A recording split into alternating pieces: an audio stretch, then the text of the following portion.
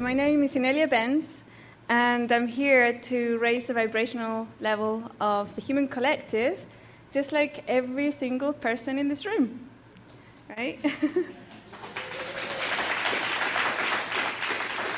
And so, of course, I could go on about, what I do and everything, but you can find that out later.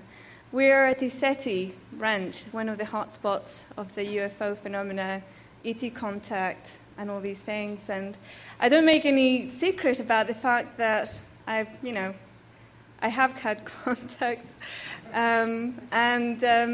Some of you may know the story of when I first arrived, I had no idea how things functioned here on the planet.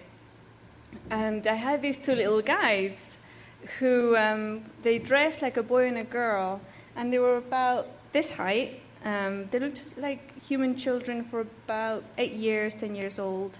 And their heads were a little bit bigger than human. They used to wear wigs and kiddies' clothes, right? So I would feel really comfortable with them. So somebody recognized their own ETs there. And they used to tell me how things worked. So for example, an adult will say something and they'll say, no, you have to respond this way or respond that way, and this works like this, and they used to show me how this planet worked.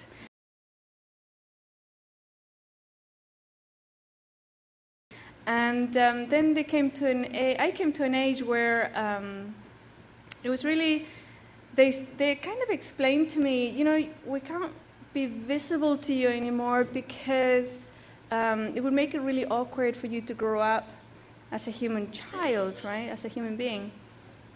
So, but we'll always be there.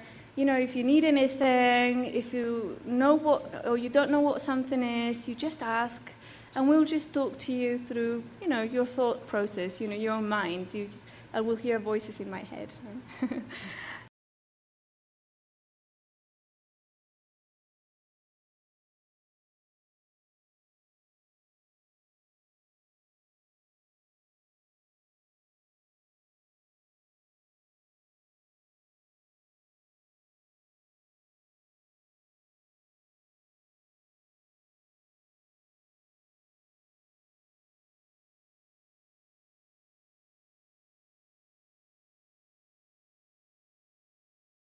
I didn't actually hear voices in my head. I just knew the answers were coming, and it wasn't from my own, logic working things out.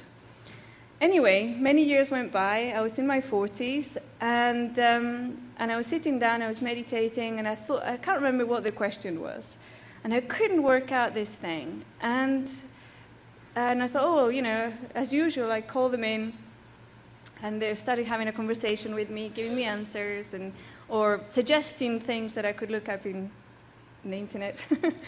And all of a sudden I thought, you know what? I'm in my 40s. This is stupid. Why don't you just appear like you were when I was a child? It's like, I really want to sit down and have a proper conversation with you again. And they said, nah, because you're going to be afraid. And I said, no, of course not. You've been with me like my entire life. How could I possibly be afraid? He says, no, your body is going to be afraid. Your body, but human bodies don't like things appearing out of thin air. They don't like things that don't appear quite human and all these things, And I said, oh, don't be silly. Just get on with it, And they said, no, honest, you're going to be really frightened. And I said, eventually I convinced them, right? So I was sitting there, and this was only a few years ago. Bang, they appear right in front of me. And my body goes, ah! Run out of the room, And I go, stop. And she was just screaming. I was like, down the stairs into the kitchen. I have no idea why she went into the kitchen. And you could hear them laughing, It's like, I told you. So that was my last contact. But it was one of the situations. And then when we were here last time with my daughter, Daniela, James did a thing where they do, I can't remember, what do you call it? Yeah. And they get the answers, right? And we wondered what these people were, right? What kind of creature they were, what they were called. And they came up with the name Le Ferry. So, yeah. So I think they were trying to tell us they were fairies, but I think that was a joke. It's like, we're fairies, but maybe they were. I don't know.